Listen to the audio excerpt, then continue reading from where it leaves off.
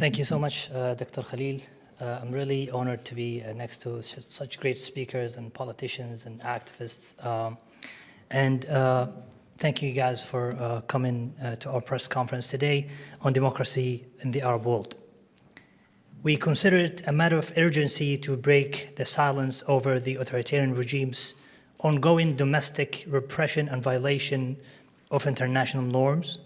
In Saudi Arabia, for example, my home country, shortly after the National Day in September this year, the anniversary of the murder of Khashoggi marked 3 years, reminding us of how the Saudi nation and the people have been hijacked by not the top 1%, but the top 1%, Mohammed bin Salman, the Crown Prince of Saudi Arabia. As you may know, the French authorities arrested today Khalid al-Utaibi, one of the main suspects of the murder of Jamal Khashoggi, our friend, and the founder of our organization, DAN. And we here take this chance to call on Biden to honor his commitment to support rule of law and democracy and help prosecute all killers of Khashoggi. 3 years after Jamal Khashoggi's brutal killing, Crown Prince Mohammed bin Salman continues to rule by the sword. From the detention of activists, feminists, intellectuals in Saudi Arabia, and the persecution of critics abroad, to the devastating 6-year-old Saudi war in Yemen, the regime keeps getting away with murder. Meanwhile, a weakened and fearful Saudi civil society remains deprived of the right to challenge repression by peaceful means, and the complicity of some of international actors has emboldened MBS, the Crown Prince. That's why we have gone public with our efforts and our declaration of principles, knowing that the regime will also target us abroad and terrorize our families at home. My family has been targeted, I have been harassed, and my friends have been threatened into silence. But we, as part of a larger Saudi community in exile and the larger Arab forces of democratic voices, vow to do everything in our power to prevent the country from and Arab countries from sliding into unrest and violence while triggering some regional wars. We believe that stability, and I echo my fellow speakers today, we believe that stability is not achieved, is only achieved through democracy and rule of law. We want to secure justice for each person without discrimination, to ensure equality among citizens, and to set up an independent, fair judiciary that refers to a constitution of a public consensus. Our efforts at Democracy for the Arab World, now DAN, the organization founded by Khashoggi, and the National Assembly Party, NAS, the largest Saudi opposition group, are to strengthen the voices from within and support the voices of the people, not the corrupted one person who rules by intimidation and fear. The Saudi opposition and the NAS party consist of a diverse group of various regions, tribes, sects of intellectual currents. The goal is to represent the Saudi people and to open our arms to all Saudi citizens, including business leaders, and members of the royal family, even to work together to rescue Saudi society from the brink of collapse.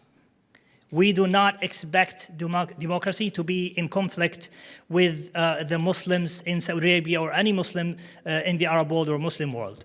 Many Muslim countries have successfully transitioned toward democracy. Most urgent in Saudi Arabia is to free religion from the grip of the state, always used by the regime in domestic and foreign policy as a God-sent umbrella to cover up the worst violations of human rights and to justify state-sponsored violence and wrongdoing. With a royal power struggle looming within the House of Saud after the death of King Salman at any time in the future soon, we want to shield Saudi society, and we look for Arab countries as examples, and to shield it from political instability and unrest. As MBS is yet to become king and achieve the oath and received the oath of allegiance from the marginalized and humiliated royalty, thus shattering the myth about royal consensus. We have one clear answer to avoid a potential leadership crisis: the people, or in Arabic, the nas. We address the power vacuum in society under MBS. The world has watched in horror the catastrophes of his and how the world has failed to stage an appropriate response. Even the Saudi aggression in Yemen is still far from being halted as the main patrons of the regime. The United States and as the main patrons of the regime, the United States and Britain did not even help to end the war properly. For us, the first concern to allow Saudis inside the country to articulate their vision to become free citizens with basic political and civil rights. And the goal is to raise awareness and provide alternative models of activism.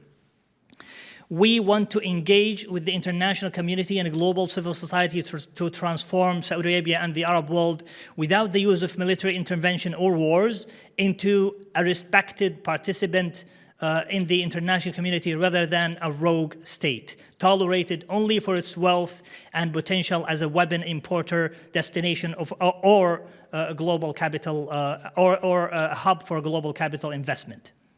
For a very long time, the world has tolerated dictators in order to achieve what some see as stability. However, authoritarian rogue figures such as MBS, Sisi, and other dictators in the Arab world have proven to be great sources of instability at home and abroad.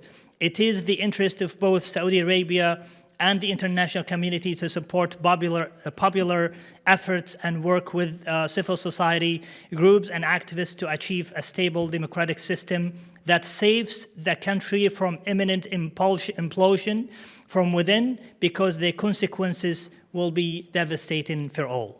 Thank you so much.